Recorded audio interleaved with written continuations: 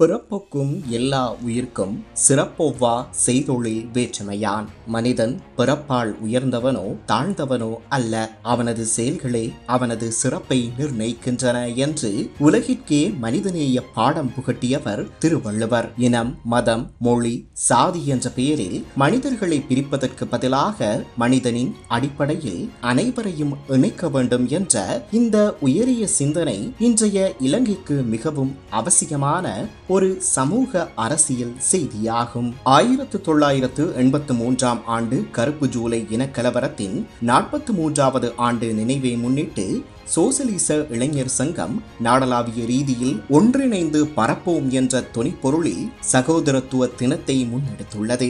இது வெறும் நினைவு கூறும் நிகழ்வு அல்ல.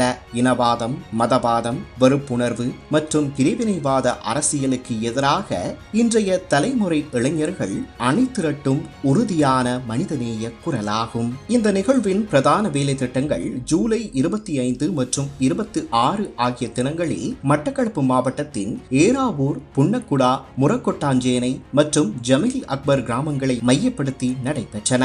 சிரமதான பணிகள், ஆவணப்பட திரையிடல்கள், இசை நிகழ்ச்சிகள், சிறுவர் செயற்பாடுகள், விளையாட்டு போட்டிகள் மற்றும் கலாசார பட்டறைகள் என மக்கள் நேரடியாக இணையும் பல்வேறு நிகழ்வுகள் ஏற்பாடு செய்யப்பட்டிருந்தன. ஆனால் இந்த 2 நாள் நிகழ்வின் உண்மையான சிறப்பு மேடைகளில் நிகழ்ந்த நிகழ்ச்சிகள் அல்ல, மக்களிடம் நேரடியாக சென்று அவர்களுடன் உரையாடிய இளைஞர்களின் மனிதநேய பயணம்தான். குறிப்பாக புன்னக்குடாவில் வீடுதோறும் துண்டு பிரசுரங்களை வழங்கிய அவர்கள் மொழி வேறுபாடுகளை தாண்டி மனித இதயங்களை இணைக்கும் பாலங்களை கட்டினர். நாம் பேசுவது மனிதர்களின் ஒரே தேவையை பற்றியதாக இருந்தால் ஒருவரை ஒருவர் புரிந்து கொள்ள மொழி ஒருபோதும் தடையாக இருக்க முடியாது என்ற சிந்தனையை அவர்கள் வெறும் வார்த்தைகளால் அல்ல, செயலால் நிரூபித்தனர். இதுவே சகோதரத்துவத்தின் உண்மையான அரசியல் மொழியாகும். இந்த வேலை திட்டங்களுக்கு முன்னதாக ஜூலை 23 அன்று கம்பஹா மாவட்டத்தின் கடவத்தையில் அமைச்சர் பிமல் ரத்நாயக்க தலைமையில் நடைபெற்ற கலந்துரையாடலும் குறிப்பிடத்தக்கதாக அமைந்தது. அங்கு அவர் ஆற்றிய உரை இலங்கையின் இனவாத அரசியலின் மறைக்கப்பட்ட பரிமாணங்களை வெளிச்சத்திற்கு கொண்டு வந்தது. தேசிய தௌஹீத் ஜமாத்திற்கும் பொதுபலா சேனாவுக்கும் ஒரே மூலத்திலிருந்து நிதி சென்றமை உறுதிப்படுத்தப்பட்டுள்ளதாக அவர் தெரிவித்த கருத்து இனவாதம் பல நேரங்களில் அரசியல் நலன்களுக்காக எவ்வாறு பயன்படுத்தப்பட்டது என்ற விவாதத்தை மீண்டும் சமூகத்தின் முன் கொண்டு வந்துள்ளது.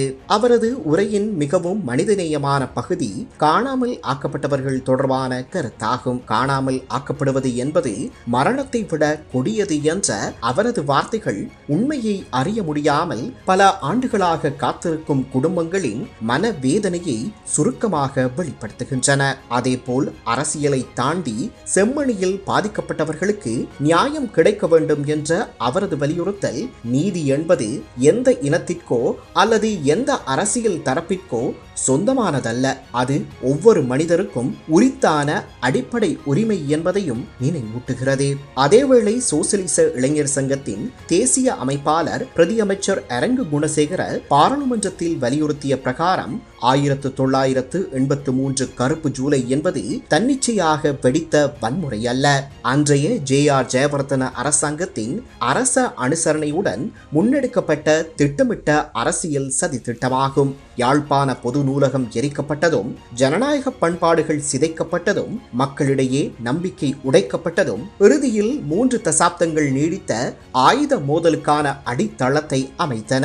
அந்த வரலாறு மீண்டும் நிகழாதிருப்பதே இன்றைய தலைமுறையின் மிகப்பெரிய பொறுப்பாகும். மட்டக்களப்பில் இளைஞர்கள் கைகளில் ஏந்தியிருந்த அந்த துண்டு பிரசுரங்கள் வெறும் அச்சிடப்பட்ட தாள்கள் அல்ல.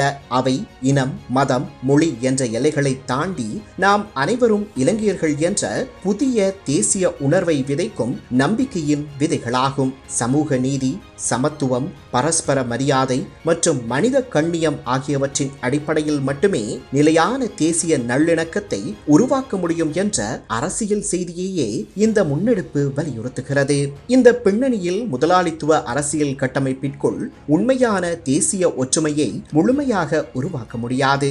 சமத்துவம், சமூக நீதி, சகோதரத்துவம் மற்றும் மனித அன்பை அடிப்படையாக கொண்ட சோசலிச சமூகமே அதற்கான நிரந்தர பாதையாகும் என்ற சோசலிச இளைஞர் சங்கத்தின் அரசியல் பார்வையும் இந்த நிகழ்வின் வழியாக தெளிவாக வெளிப்படுகிறது. பிறப்புக்கும் எல்லா உயிர்க்கும் என்ற திருக்குறள் தொடக்கத்தில் குறிப்பிட்டது தற்செயலானதல்ல. மனிதர்கள் அனைவரும் சமமானவர்களே, அவர்களை பிரிப்பது பிறப்பும் அல்ல, அவர்களது செயல்களே என்பதை வள்ளுவர் 2000 ஆண்டுகளுக்கு முன்பே உலகிற்கு உணர்த்தினார். அதே உண்மையை இன்று புதிய தலைமுறை இளைஞர்கள் ஒன்றிணைந்து பரப்போம் என்ற முழக்கத்தின் வழியாக மீண்டும் நினைவூட்டுகின்றனர்.